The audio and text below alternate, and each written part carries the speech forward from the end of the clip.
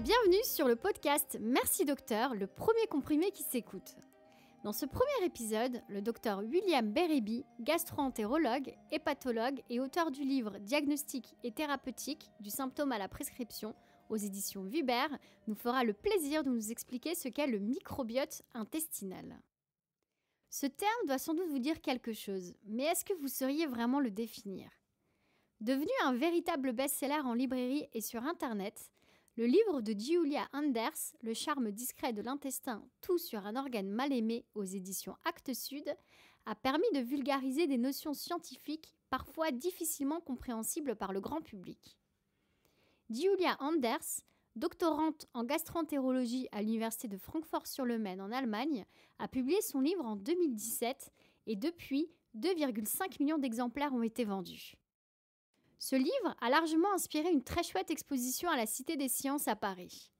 J'avais beaucoup apprécié cette expo parce qu'elle était à la fois pédagogique et ludique.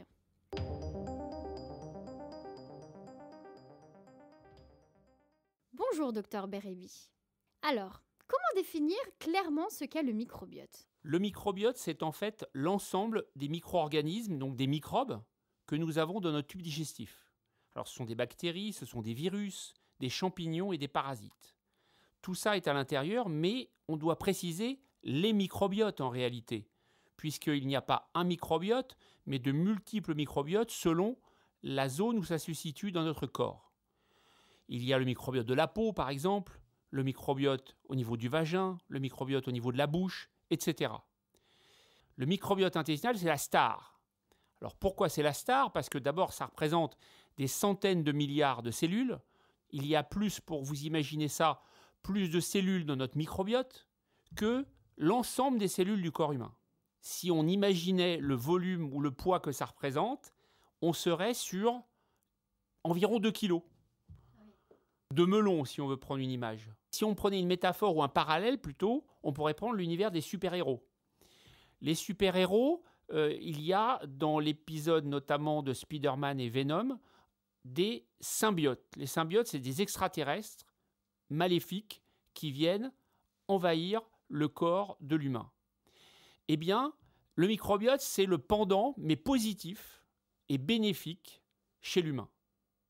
Depuis que je suis petite, j'ai souvent entendu le terme de flore intestinale. Est-ce qu'il y a une différence entre le microbiote intestinal et la flore intestinale ? Flore intestinale et microbiote, c'est la même chose. Flore intestinale est l'ancien terme. Mais en fait, il y a eu des progrès récents de la recherche, notamment un travail, une grande étude européenne dont fait partie l'INRA, qui a permis d'identifier véritablement ce qu'était le microbiote. Puisqu'avant, on cultivait les cellules, donc on avait peu de possibilités de savoir exactement quelle était l'immense richesse de cet univers. Et grâce à ces travaux de recherche, on a pu identifier 3 300 000 gènes de microbiotiques et plus de 1000 espèces, alors qu'avant on avait identifié quelques dizaines. Donc flore intestinale, microbiote intestinal, ce sont deux termes identiques en réalité. Alors vous allez me dire, ça veut dire quoi microbiote ? Alors microbiote, ça veut dire microscopique, donc c'est un univers microscopique, et biote vient du grec ancien biotos, qui veut dire vie. Donc microbiote, c'est notre vie microscopique. Récemment, j'ai vu dans un documentaire sur YouTube que on dit que le microbiote intestinal a de super pouvoirs. Est-ce que c'est vrai ? Le microbiote intestinal, c'est notre deuxième cerveau en réalité, car il va envoyer des informations en continu au cerveau, donc ce qu'on appelle dans notre jargon le système nerveux central.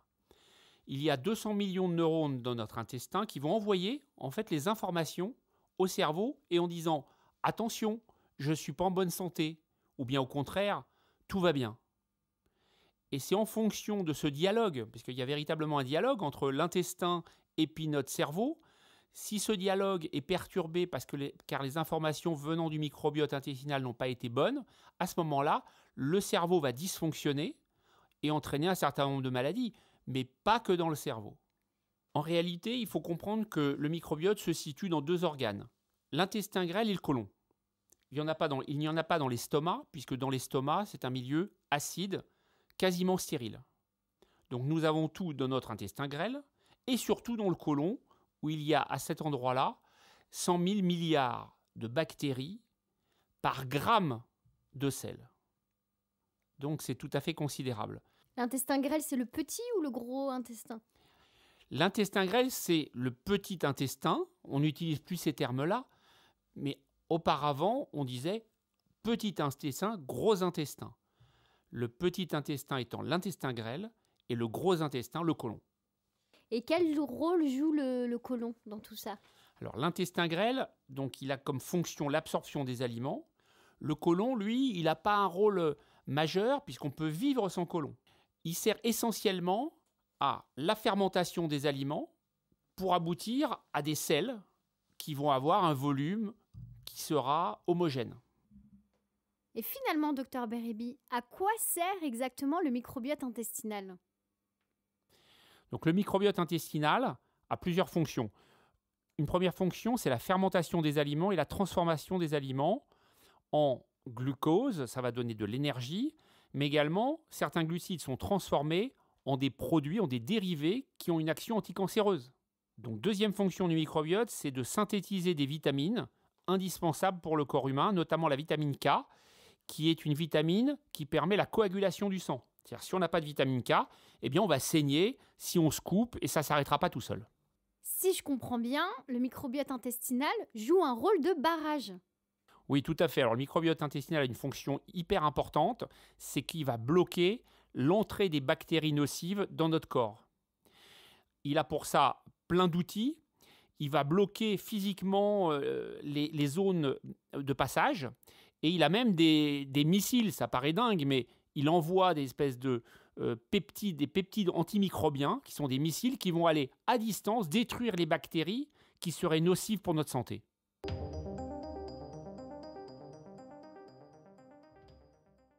Est-ce qu'il est vrai qu'avoir une alimentation équilibrée joue un rôle important pour avoir un microbiote en bonne santé? Il faut comprendre que le microbiote intestinal se nourrit. C'est un véritable organe vivant à part entière, qui a un rôle central dans l'organisme humain. Ce microbiote a bien sûr besoin d'énergie, puisque c'est une petite usine vivante, et il va se nourrir. Et il va se nourrir à partir de notre alimentation. Le gros de son alimentation, ce sont les fibres alimentaires. D'où l'importance, pour avoir, dirons-nous, un bon microbiote, bien que ce terme soit impropre, il faut consommer donc des fibres alimentaires, notamment des légumes et des fruits. Ça, c'est extrêmement important. Maintenant, on sait aussi, si on creuse davantage et qu'on est plus précis, on sait quels sont les aliments, de quels aliments notre microbiote est gourmand finalement. Eh bien, notre microbiote est gourmand notamment d'ail, d'oignons, de bananes. Il faut préciser quand même que ce serait trop simple si en mangeant beaucoup de bananes ou beaucoup d'ail, on ait un microbiote de bonne qualité. Le corps humain est beaucoup plus complexe que ça et l'alimentation équilibrée, donc beaucoup de fibres, est un élément très intéressant et très important pour notre microbiote, mais cela ne résume pas à lui tout seul l'équilibre microbiotique. J'ai une question au sujet du jeûne. Je ne veux pas ici évoquer le jeûne d'ordre politique, dans le cadre de grève de la faim, par exemple, ni le jeûne religieux dans le cadre du Ramadan, de Yom Kippour ou de Carême. La question que je me pose, moi, c'est le jeûne, lorsqu'on dit, par exemple, qu'il faut laisser son estomac reposer pendant 3 jours, ou faire des jeûnes de 20 jours, ou même les jeûnes avec un seul aliment. Les mono-aliments, en fait. On dit, on mange une pomme pendant 3 jours, que de la pomme, et puis on voit ce qui se passe après.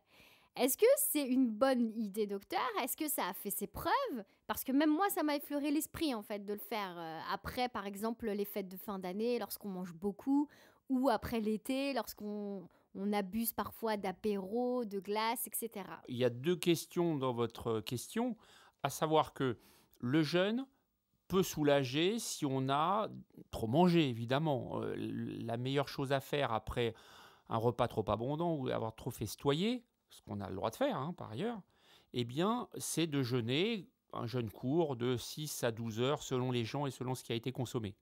Ça améliore, mais essentiellement l'estomac, puisque l'estomac, c'est lui qui va avoir un problème en réalité lorsqu'on a trop mangé ou trop bu d'alcool. Il ne va pas se vidanger comme il faut et c'est pour ça que le jus de citron peut être utile. Mais c'est un cas précis. Par contre, si on revient à notre discussion sur le microbiote intestinal, le jeûne n'a démontré aucune incidence, c'est-à-dire que le fait de jeûner ne va pas modifier notre microbiote, en aucun cas. Alors docteur, je me pose une question.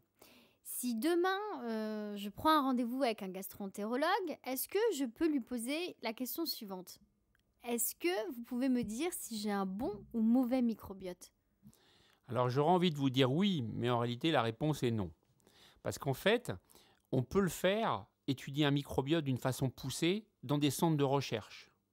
Et là, on peut faire une cartographie en quelque sorte du microbiote en identifiant exactement les bactéries, les virus, les champignons et les parasites qui sont à l'intérieur de chaque individu, du microbiote de chaque individu.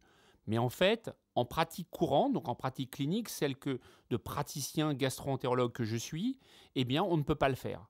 Alors ça existe, mais ce n'est pas valable et ce n'est pas validé scientifiquement, car en fait, pour qu'une technique en médecine soit validée, il faut qu'on puisse la répéter, et donc c'est ce qu'on appelle une technique standardisée. L'analyse de notre microbiote intestinal sera possible en réalité d'une façon fiable dans 10 à 15 ans. J'en ai parlé récemment avec un chercheur de l'INRA qui me l'a précisé. Est-ce que vous pouvez me dire si tous les humains ont le même microbiote intestinal? Alors, je vais vous répondre par une question à votre question. Est-ce que nous avons tous la même empreinte digitale? Eh bien, il s'agit du même mécanisme, du même processus pour notre microbiote intestinal. Nous avons tous, chaque humain, un microbiote intestinal spécifique. C'est-à-dire que sur les 1000 espèces, donc bactéries, virus, champignons, etc., qui existent dans l'organisme humain, eh bien, nous avons tous 160 sur les 1000. Sur ces 160, certains sont communs à tout le monde et d'autres sont individuellement différents. Donc, si vous prenez un mathématicien, il vous fera un calcul précis et donc il existe des centaines de milliards de combinaisons possibles qui fait que techniquement, scientifiquement, chaque individu a un microbiote intestinal spécifique.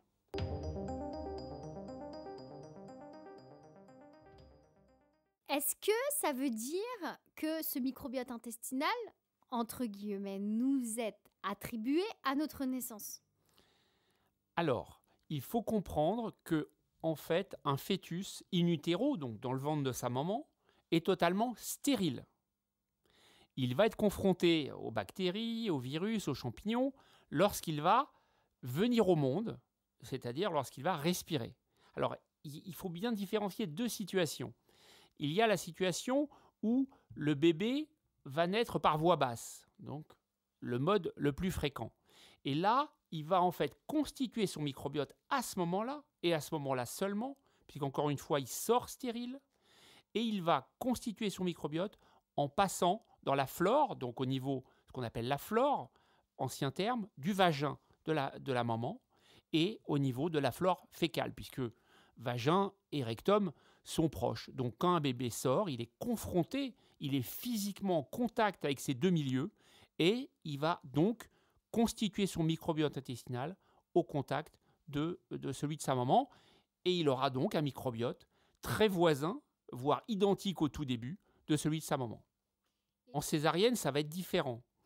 Il faut savoir que dans ce cas-là, évidemment, le nouveau-né ne sort pas par voie basse, donc il ne passe pas la flore vaginale et les matières fécales de la maman, et par conséquent, il va former son microbiote intestinal à partir de l'environnement, en particulier la peau, celle de la maman, les tétés, le biberon, etc.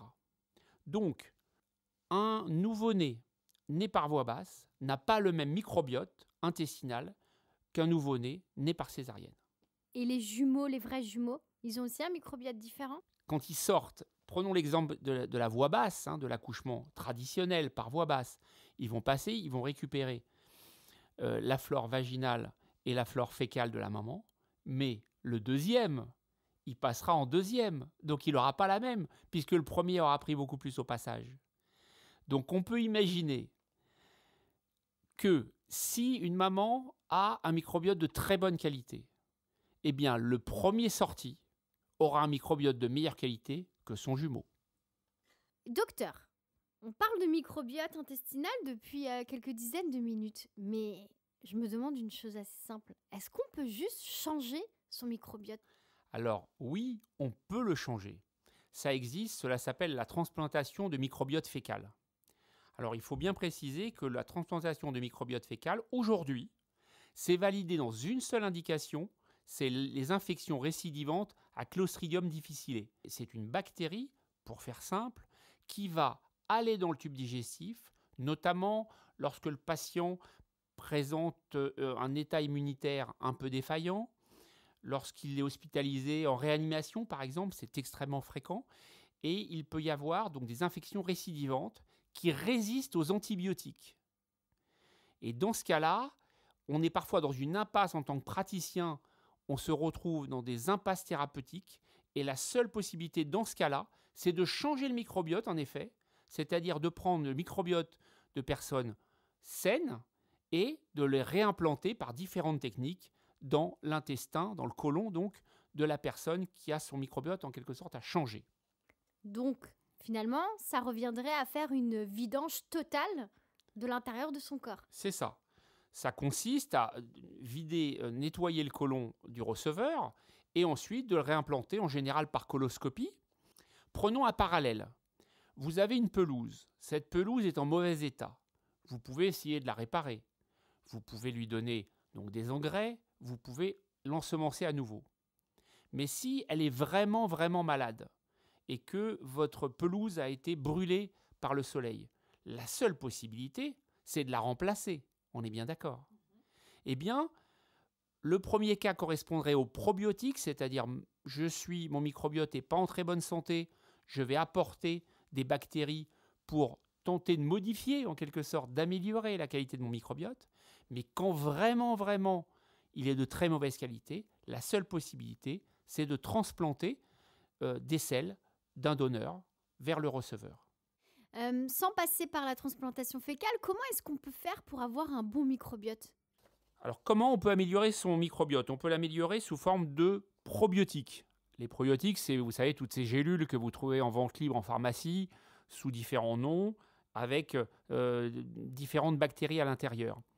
Est-ce que toutes ces gélules-là se valent? Alors, elles ne se valent pas toutes, mais la difficulté, c'est qu'il n'y en a aucune qui a l'AMM, donc ce qu'on appelle l'autorisation de mise sur le marché, et aucune n'est remboursée. Vous êtes en train de me dire que les probiotiques qui peuvent nous permettre d'améliorer notre microbiote ne sont pas remboursés, alors que récemment encore, on a eu des débats assez importants sur l'homéopathie, l'efficacité, etc. Oui, c'est une aberration. Alors, ce qui se passe, c'est qu'en fait, à l'échelon mondial, chaque labo sort des microbiotes différents, avec des espèces différentes et des quantités différentes. Donc, en fait, il n'y a aucune étude comparative possible entre les différents probiotiques, et pour le coup, ce n'est pas remboursé. Quand on a préparé cet épisode, vous m'avez parlé de prébiotiques et puis je vous ai repris en disant non, est-ce que vous voulez pas plutôt dire probiotique? Vous m'avez dit non, Nesliane, c'est deux choses différentes. Alors, est-ce que vous pouvez me répéter ce que vous m'avez expliqué? Tout à fait, avec plaisir. Alors, les probiotiques, hormis les gélules, on peut les trouver naturellement. C'est assez intéressant puisque la fermentation des aliments, c'est un processus ancien, ça a 6000 ans, eh bien, produit des probiotiques. C'est le meilleur moyen d'ailleurs d'avoir des probiotiques naturels. Alors, ce n'est pas le plus simple, mais c'est le meilleur. Et on peut en faire soi-même d'ailleurs. Vous pouvez, chez vous, moi personnellement, aussi fabriquer mes probiotiques. Mais comment exactement? Alors, c'est très simple. Je vais vous donner deux exemples. Le kéfir, c'est une boisson issue de la fermentation du lait ou de fermentation des jus de fruits. Et ça va aboutir à la fabrication de probiotiques. C'est une boisson en fait légèrement gazeuse qui est donc élaborée à partir du grain de kéfir. Et en plus du kéfir qui n'est pas forcément évident à trouver aujourd'hui, est-ce qu'il y a d'autres aliments qui proposent ou qui offrent naturellement des probiotiques? Oui, alors il y a les conserves au vinaigre ou lacto-fermentées au saumure que vous pouvez faire avec des cornichons, du chou-fleur ou même des épices. On peut même utiliser la mangue ou le citron vert par exemple. Donc ça c'est très facile et très utile pour apporter des probiotiques. Et maintenant prébiotiques alors? Alors, les prébiotiques, c'est en fait la nourriture du microbiote. C'est-à-dire que votre microbiote a besoin de manger, c'est un organe, et il consomme des fibres essentiellement. Alors, je peux vous donner quelques exemples, ça vous intéresse? Oui, oui, oui. Alors, des allez-y. exemples de prébiotiques, le blé, les oignons, la banane, le miel, les poireaux. Tout ça, ça va faire un bon microbiote, et donc, ce bon microbiote va aider à se défendre contre les infections. Donc, en pratique, je conseille à mes patients de consommer des probiotiques, naturels ou sous forme de gélules, mais également des prébiotiques.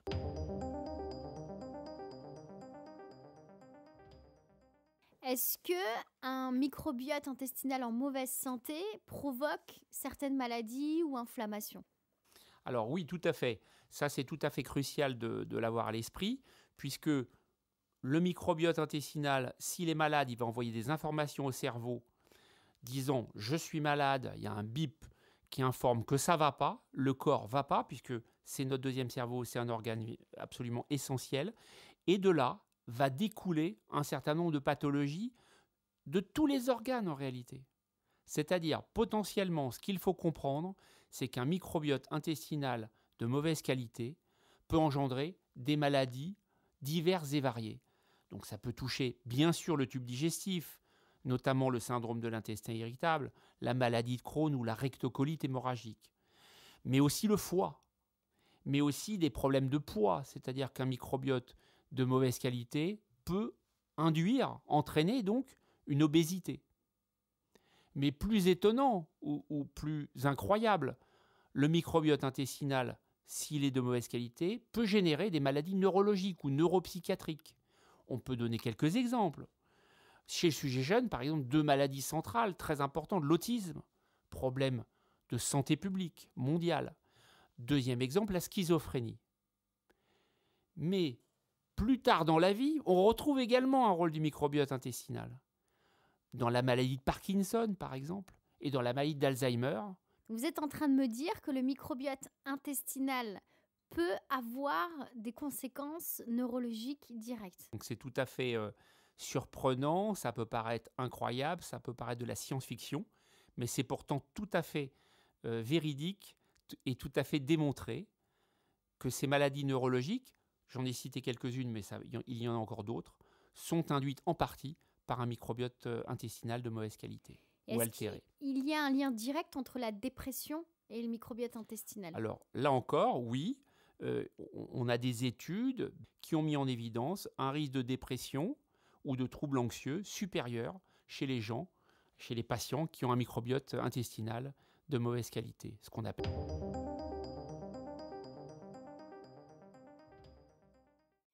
Alors docteur, est-ce qu'avoir des flatulences tout au long de la journée, c'est le signe d'un microbiote en mauvaise santé? Alors les flatulences, d'abord il faut savoir qu'on en a d'une façon normale, des micropets en fait, on pète, mais on les entend pas, on les sent pas. Ça c'est normal, c'est une trentaine de fois par jour, ce sont des petits volumes. Par contre, si ce volume devient trop important, à ce moment-là on va péter plusieurs fois dans la journée, mais en soi ce n'est pas un signe de maladie. Ça peut le devenir si vraiment c'est très invalidant et si c'est associé à des ballonnements qui peuvent du coup être éventuellement douloureux. Et ça, on le voit notamment dans le fameux SIBO. Et, et les paix de très très mauvaises odeurs, ceux qui sentent un peu l'œuf pourri.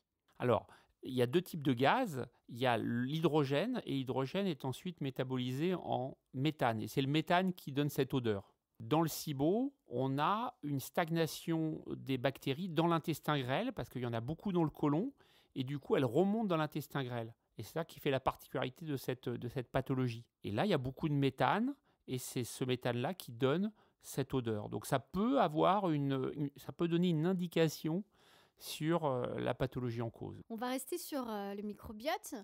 Est-ce que avoir des constipations régulièrement, ou par exemple aller à la selle une fois tous les 4 jours, est-ce que c'est le signe d'un microbiote en mauvaise santé?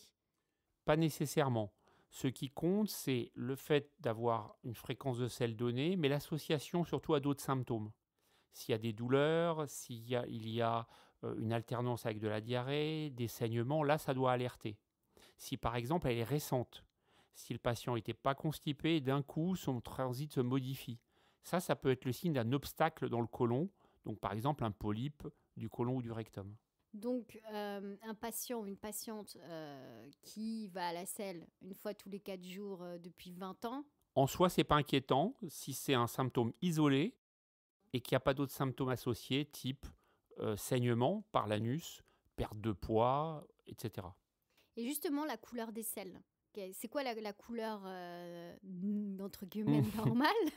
Et est-ce qu'il faut s'inquiéter à partir d'un moment où il y a une couleur un petit peu différente? Oui, alors il y a une échelle d'ailleurs très amusante qui s'appelle l'échelle de Bristol, où là vous avez toutes les variétés de couleurs, un vrai nuancier fantastique, et vous avez également l'aspect des selles. On vous mettra un visuel sur Instagram.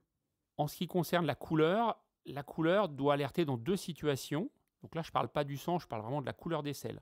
Si elles sont très claires, c'est-à-dire blanches ou décolorées, c'est souvent le signe d'une maladie du foie, notamment une hépatite virale. Le patient doit consulter s'il voit ce type de selles. Et l'autre situation, ce sont des selles qui vont être noires, comme du goudron, avec en plus une odeur particulière. Et dans ce cas-là, ça signifie en général un saignement au niveau du tube digestif, et cette couleur vient du fait que c'est du sang digéré. Et c'est grave? Là, oui, ça peut l'être, puisque ça peut être le signe d'un saignement au niveau de l'estomac ou de l'intestin grêle, ou même de la partie haute du côlon. Et une seule fois, c'est-à-dire que si un dimanche on a des selles trop foncées ou trop claires, il faut consulter à partir du lundi ou il faut attendre combien de jours avant Alors là, on est vraiment dans des écarts, c'est-à-dire, quand je dis clair, c'est vraiment très clair, c'est à blanc ou mastic, donc c'est vraiment très très particulier. Les gens, ils ne peuvent pas se tromper, et puis surtout, c'est associé à d'autres symptômes en général. Ils vont avoir un début de jaunisse, les urines vont être très foncées, etc. Donc, ce n'est pas isolé. Et dans l'autre cas, là, ça peut être une hémorragie digestive, donc sans vouloir affoler les gens, mais ça peut être un saignement digestif. Et là, si ça sent le goudron, eh bien, si vous avez cette odeur-là, oui, il faut consulter, là, pour le coup, en urgence.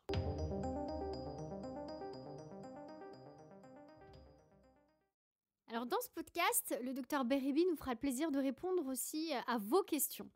Et ça tombe bien parce qu'aujourd'hui, on a la question de Sandro.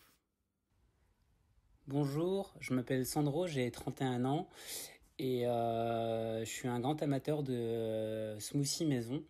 Et ma question est la suivante, je voulais savoir si en mixant les fruits, il conservait des fibres qui participaient au bon transit.